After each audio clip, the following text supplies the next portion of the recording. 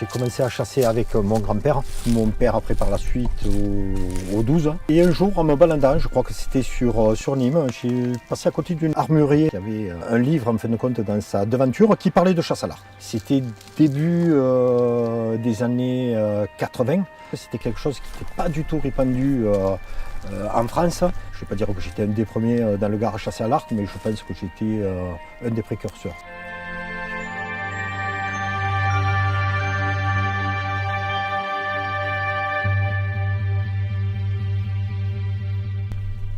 On a commencé nous à chasser à l'arc le ragondin en Camargue. Et puis petit à petit, je me suis mis au gros gilet, sur le chevreuil, sur le sanglier. Et après, par la suite, j'ai eu l'opportunité de chasser les cerfs, cervidés, chamois et mouflons. Pour pouvoir positionner une flèche à un point précis, cela nécessite beaucoup d'heures d'entraînement et des années en fin de compte de pratique pour pouvoir prétendre aller chasser le grand gibier.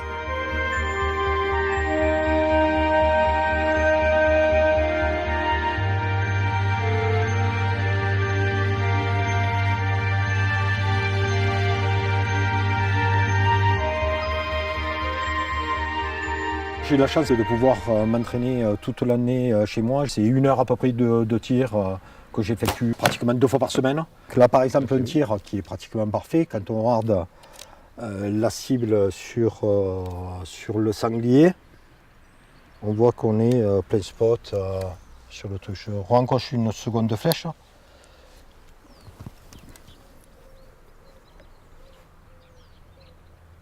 J'ai un pas de tir qui va de 30 pratiquement à 40 voire 50 mètres. Bon, à savoir qu'on ne tire pratiquement jamais dans ces distances-là sur des animaux, mais ce qui nous permet aussi d'acquérir une certaine régularité dans le tir. Plus on va tirer loin, plus on va être précis en cible, plus on sera apte en fin de compte à prélever un animal entre 15 et 20 mètres. C'est de l'entraînement, quoi. Il faut que la première flèche, même quand on est en entraînement, elle soit bonne. Toujours.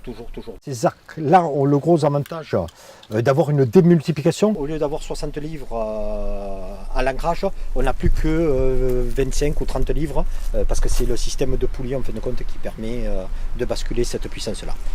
Un autre avantage, c'est que sur ces arcs-là aussi, on a un viseur qui nous permet en fin de compte de faire des tirs beaucoup plus précis à des distances un petit peu plus élevées par rapport à l'arc simple. Aujourd'hui que j'utilise pratiquement plus, sauf quand je vais à la chasse au petit gibier, c'est-à-dire au lièvre de Mansois ou au faisan quoi, essentiellement. Le gros avantage en fin de compte, c'est qu'on se met en chasse très rapidement, on a un geste relativement fluide, ce qui nous permet d'être pratiquement de suite en action de chasse. Sur le grand gibier, je tirais maximum 15 mètres. Avec ce type d'arc, on peut tirer pratiquement jusqu'à 25 mètres. Donc c'est vraiment un grand confort d'un point de vue tir. L'inconvénient, c'est que déjà, il y a plus de mécanique. Là, tu as en fin de compte des poulies, tu as des cordes, tu as un viseur, tu as des stabilisateurs, tu as des amortisseurs. On multiplie tous les problèmes. De plus, il est très lourd. On se retrouve pratiquement avec le poids d'une carabine. Je crois que cet arc-là, il fait 3 kg et quelques. Après, l'avantage de ces arcs-là, c'est qu'une fois qu'on l'a en main, on peut quand même se caler.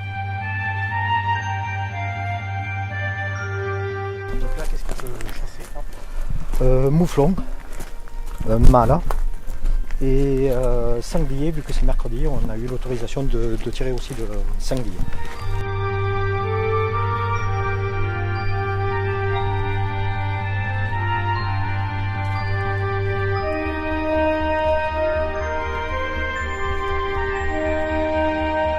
Ce qu'on fait aussi, c'est à l'inverse un peu de la carabine.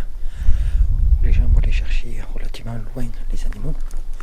Vu qu'on se déplace très doucement, on jumelle aussi très près, au moindre indice, c'est-à-dire une corne, une oreille, une couleur. Parce qu'il est fort possible que les animaux se trouvent dans les 30, 40, 50 mètres devant nous. Et un petit coup de jumelle dans ces zones-là, bien souvent nous permettre de déceler un indice. Donc aussi bien on va jumeler très loin, pour peut-être repérer un groupe, mais aussi on va jumeler très près.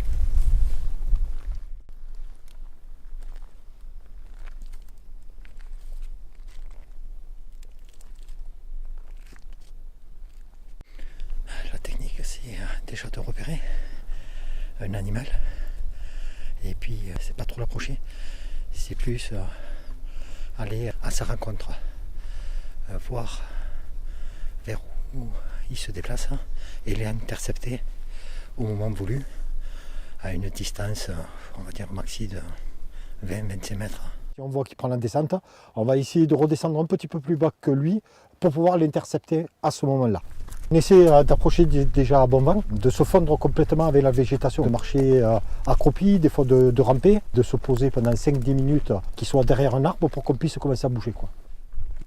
Approcher plusieurs animaux comme ça, sauvages, sur leur territoire, c'est quand même difficile. Donc on va passer doucement sur ce secteur où ça fait 2 fois que je vois passer un mouflon mâle qui vient prendre le soleil dans l'après-midi, juste derrière cette combat.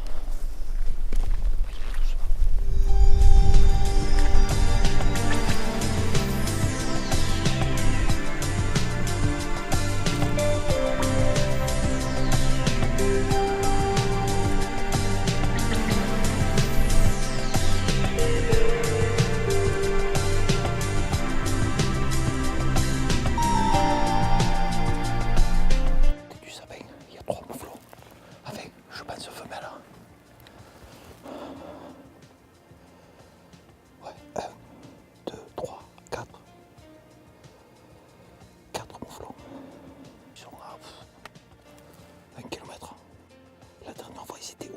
Endroit. Ils sont en train de passer de l'autre côté. Je crois qu'il y a un petit sentier que j'ai emprunté la dernière fois qui fait le tour de ce pic là.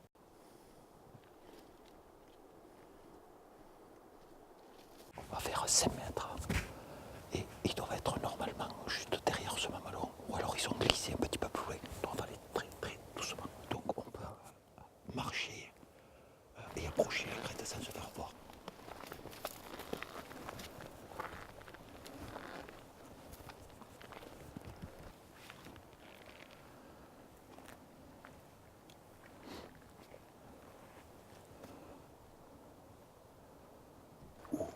On se polarise sur ces animaux.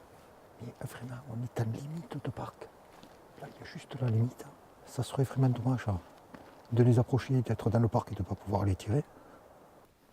Je préfère partir de l'autre côté. Je sais qu'il y a des animaux aussi là qui se remisent là au soleil. Donc on a pratiquement 2 heures devant nous avant la tombée de la nuit. Bon, j'ai bon espoir parce que c'est quand même au soleil. Et je pense qu'on devrait voir quand même des animaux. Donc ce joli mâle solitaire qui est sur cette vallée, quoi, hein, que j'ai vu déjà 2 fois.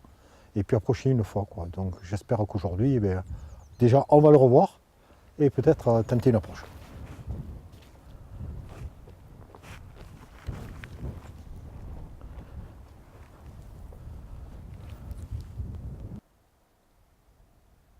On a jumelé en contrebas et on n'a rien vu, donc bon, journée quand même positive parce que on a eu la chance d'observer entre 4 et 5 animaux qui se défilaient. Malheureusement, je pensais qu'ils sautent de l'autre côté du vallon et puis non, ils avaient glissé sur le bas du vallon. Ils avaient retrouvé plutôt le côté châtaigneraie que le côté plus ensoleillé. C'était ma 6e sortie sur le secteur. Les 2 premières sorties, on n'a rien vu. La seconde sortie, on a vu un mouflon. La 3e sortie, on a vu une quinzaine de mouflons, plus un mouflon que j'ai approché, que je n'ai pas pu malheureusement tirer. Je dois sortir à peu près dans l'année de chasse 80 fois, quoi. Pour souvent un prélèvement entre 6 et 8 animaux, quoi, par année. Donc ça fait beaucoup de sorties pour un résultat quand même modeste. Parce que l'animal t'aura capté, t'aura vu ton mouvement, ou t'aura en fin de compte senti, et il va pouvoir en fin de compte détaler. J'ai pu prélever 2 chevreuils, un lièvre et un chamois, tout dernièrement dans le Mont Ventoux. Il y a une forte population de chamois et où un secteur est pratiquement réservé qu'à la chasse à l'arc. Donc c'était beaucoup plus facile en fin de compte de chasser le chamois que de chasser le mouflon.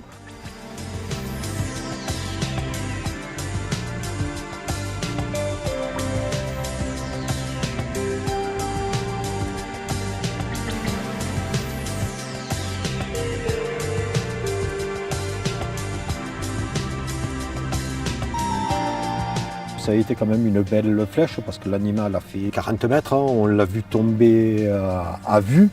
Il est mort à peu près en 45 secondes, voire 1 minute à tout casser. C'était ma 3e ou 4e sortie, je crois. Aujourd'hui, c'est beaucoup plus facile que ce qu'il y a 20 ans en arrière de chasse à l'arc. Vous avez vos fédérations qui sont là pour vous accompagner vers des gens ou des associations de chasseurs à l'arc. Aujourd'hui, vous avez des forums qui vous permettent, en fin de compte, de vous connecter avec des gens qui organisent des journées de chasse. Aujourd'hui, chasser à l'arc, il suffit de passer son permis de chasse, de passer sa JFO, la journée de formation obligatoire, qui est donnée dans le Gard comme dans tous les autres départements. Vous avez des instructeurs qui vont vous expliquer en fin de compte ce qu'il nous faut faire, ce qu'il ne faut pas faire. Et à partir de là, vous allez gagner un temps fou en fin de compte pour pouvoir chasser correctement. Et là, je vois que vous avez 2 flèches différentes.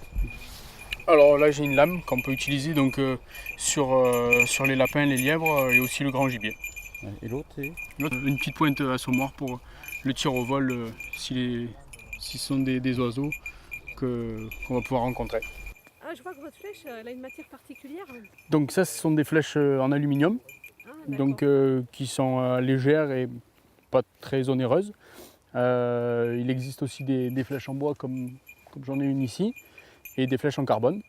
Le bois, c'est très très bien, sauf que c'est un petit peu plus difficile à obtenir la même régularité. C'est une matière vivante et que du coup, il peut y avoir des nœuds, ça peut être légèrement voilé, ça peut... C'est pas le même poids.